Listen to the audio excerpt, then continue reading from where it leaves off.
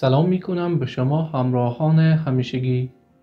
در این ویدیو شما عزیزان را با یکی از بهترین نوشیدنی های طبیعی برای کاهش استرس و بهبود کیفیت خواب آشنا می کنیم.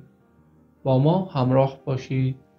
چای بابونه یکی از قدیمی ترین داروهای گیاهی می باشد که برای ایجاد آرامش و خواب بهتر استفاده می شود.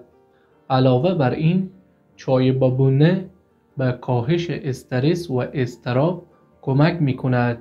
تحقیقات نشان داده که نوشیدن منظم این چای سطح هورمون کورتیزول که هورمون استرس می باشد را کاهش داده و باعث احساس آرامش بیشتر می شود. یکی دیگر از فواید مهم چای بابونه تأثیر آن بر کاهش تنش‌های عضلانی و تسکین دردهای بدن می باشد. افرادی که از مشکلاتی مانند میگرن، دردهای عضلانی یا ناراحتی‌های گوارشی رنج میبرند، با نوشیدن چای بابونه احساس بهتری پیدا می کنند. چای بابونه همچنین به هضم بهتر غذا و کاهش مشکلات گوارشی کمک می کند.